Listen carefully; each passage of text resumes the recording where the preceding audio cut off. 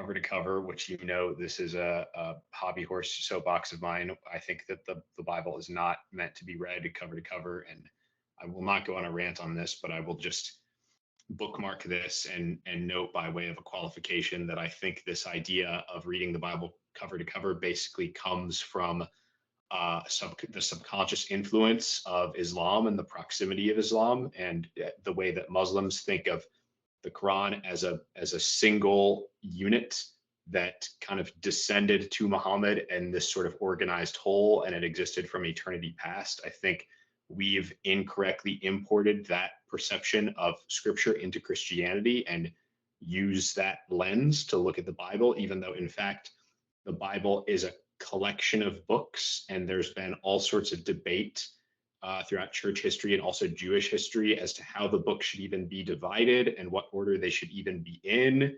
Um, and if you're into church tradition or church councils, even, there's never been a church council that's codified a particular order for any particular reason.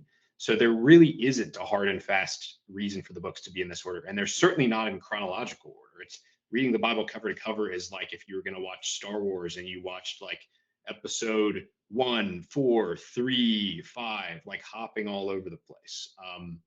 And I just don't think that's the way the Bible's meant to be read, and it derails people. What happens is people get stuck in the Levitical law codes or the genealogies somewhere in the Pentateuch, and they just give up, and they don't realize that if they read, say, the books of Kings, there's an engrossing story, just like there was at the beginning of Genesis. But they have this idea that the Bible is sort of single, indivisible, cohesive whole in the way that the Quran is, that they should just be able to read cover to cover like any other book. And the reality is it's a collection of books. So if I could talk to Andrew Huberman, I would say, stop.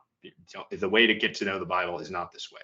You should find some resources that will help guide you through particular books that might, like in Andrew Huberman's case, I would say, based on what he said about his prayer life, he should read the Psalms and maybe read like Right. a commentary or a study guide on the Psalms. Yeah. Yeah. That is, as you were talking, I wrote down like Ian should write an article for Stasios about how one should read the Bible. That'd be pretty good. I bet people would be into it.